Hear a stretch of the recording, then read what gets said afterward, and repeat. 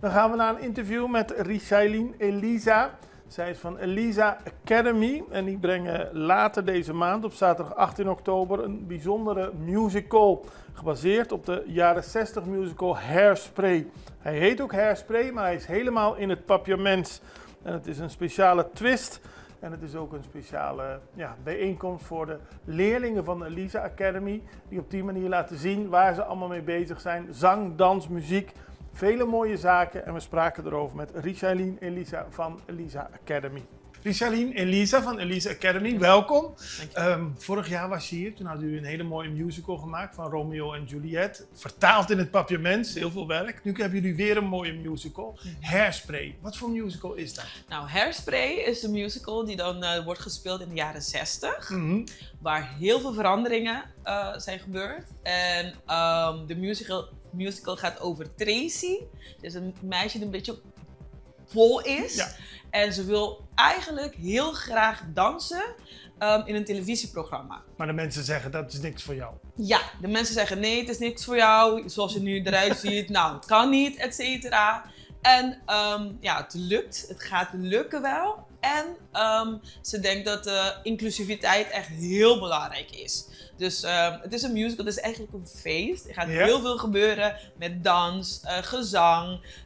De kinderen gaan ook acteren natuurlijk. Het is echt heel leuk. Heel leuk. Leuk zeg. En waarom ben je op die musical gekomen, op Hairspray? Nou, wij zijn eigenlijk niet echt op Hairspray gekomen. De kinderen zijn ermee gekomen. Goed zo. Ja, want we wilden eigenlijk Nemo met hun doen. In de eerste instantie. Maar ze zeiden nee, we willen eigenlijk geen dieren spelen.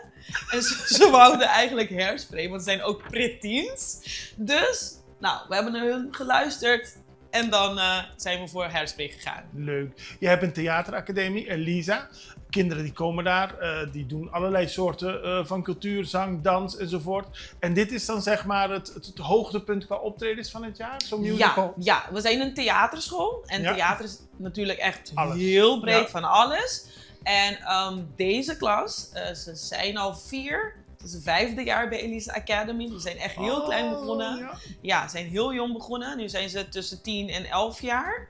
En we dachten, oké, het is wel tijd om echt een hele grote productie met hun te gaan doen. En ze waren heel enthousiast.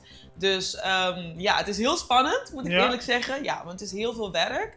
Natuurlijk het is niet alleen maar een theatervoorstelling, maar zang, dans komt erbij kijken. Dus het is eigenlijk heel veel.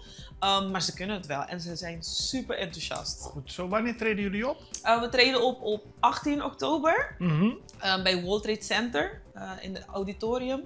En we hebben twee shows. Ja, 1 om 3 uur en eentje om 7 uur. Goed zo. En de kaartjes kunnen mensen gewoon kopen bij jullie? Of waar kunnen ze bij ons, bij Elisa Academy, bij Bargestraat 31A.